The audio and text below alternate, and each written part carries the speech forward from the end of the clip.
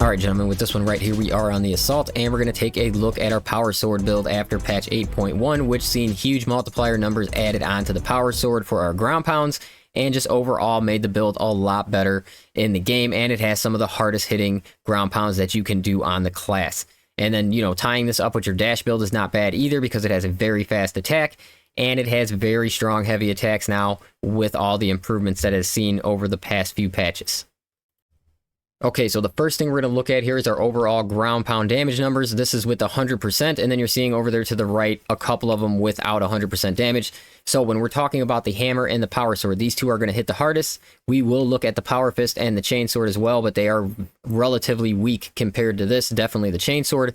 So the hammer and the balanced is the 11 plus strength. It hits for 255 damage. And then you're seeing the power sword with the same strength, which actually a little less, 11, hits for 274. So that tells us right there that the multiplier for ground pound on the power sword is the strongest when it comes to tying it to the strength. So overall, any type of strength added onto the power sword is going to hit harder than any other weapon. Now, when we're coming into our fencing version here, why it is so strong is because you can easily make that ground pound damage 274 be 305 with one switch of a weapon perk on your power sword, basically, and everybody's already taken it. So all you really have to do is make sure that you have your Master of Offense here, and if you have this and then you switch styles right before you go up for your ground pound, which is, it's really easy to do, guys, you will be able to add that 20%, and then you are going to hit for 305. So you'll hit for the same as the block hammer with the fencing power sword,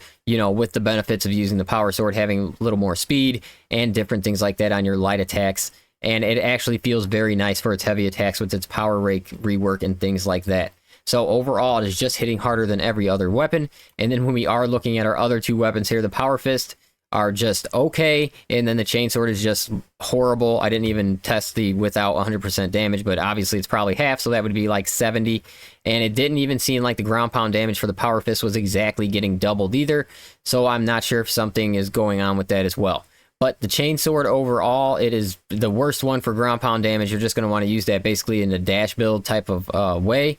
And then with the power fist, it is just, like I said, it's okay, especially when you're comparing it to numbers like these, and especially things that the power sword can do. But with all that stuff out of the way, let's get straight into our build here. So we'll go with our prestige perks first. We're going to have adrenaline boost, we're going to have fortitude, we're going to have scramble targeting, and then you're going to have duelist. If you do not want or need duelist, then you could switch up in here, and you are going to take whatever one that you think is going to benefit you most. So I always think the range damage for 15% is a good one.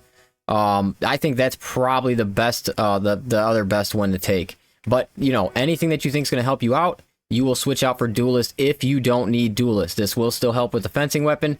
So if you are having any problems with your fencing windows, that will definitely help out a lot. And then we're moving into our actual class perks here. We're going to have armor reinforcement to grab as much armor back as possible. Consecutive execution is very important, definitely in siege mode. If you're not in siege mode, possibly auxiliary arsenal may be a better choice for you.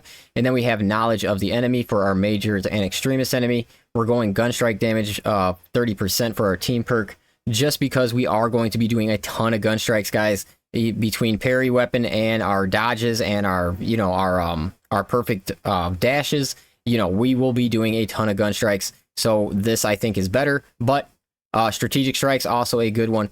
Then we have precision strike. Like I said, the ground pound, you're going to want it to hit hard because of the multiplier on the power sword is so good. You're going to want to go with precision strike. And as I said, make sure you are changing your power style stance, and you will have that extra 20% added on. Then we have Wings of Flame to give us our perfect dodges with our dashes. Aerial Grace to just enhance the 30% after we do use our Wings of Flame. And then we're going to finish things out with Commitment, so we make sure that we get our ability charged back every time that we are using a perfectly timed dash.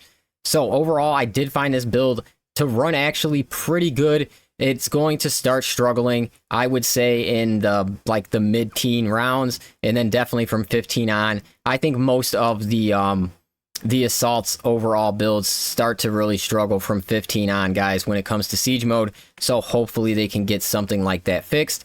When we're looking at our power sword straight up here, like I said, this is the most important perk really to take because you're going to get 20% onto your ground pounds every single time you do it. And then if you're tying this to other damage multipliers, it just increases it that much. And like I said, this thing hitting for 305 is only 3 hit points away from a lot of your break points. So you only need to get in another slash or 2. It's usually 1, and then you are good to go. And then we are setting it up here for just mostly all of the melee damage that we can grab on the sword. And the only thing that you would drop really from this variant that you're looking at is the Minoris enemies for 20%. But for me, I just take it. I don't think it's reaching any more breakpoints. I mean, obviously it's doing more damage to them, but I just don't feel like either one of these contested health ones help me out at all. And I really don't need the extra combo. So that's why I just go with Minoris. But I would say, I guess if you're going to drop the Minoris level enemies, you could go with the contested health. I'm just not noticing really much of a difference when it comes to actually gaining that back. And then we are going to our plasma pistol. If you are running siege, guys, you're going to have to set this up. Even in absolute right now, with how hard everything hits, you're going to want it in the fire rate version, because it just gives you a much better window to get contested health back. And it's usually 1 charge, and it gives you a very, very big chunk of contested health. So having this thing charge as fast as possible, mostly staying in your melee, and then really going down to your plasma pistol when aerial assault or any kind of contested health gain, this is going to be your best bet for getting it back. So definitely the plasma pistol, definitely take it in the fire rate version, and that is going to it's just going to help out a lot. So we have our max ammunition. You 100% you're going to want max ammo now, because you will notice this ammo change, guys. It's a pretty big change, but the benefit of having it charge so fast really does outweigh having the ammo, just because, you know, without it, you're going to lose huge chunks of contested health without having this thing charge up fast enough for you.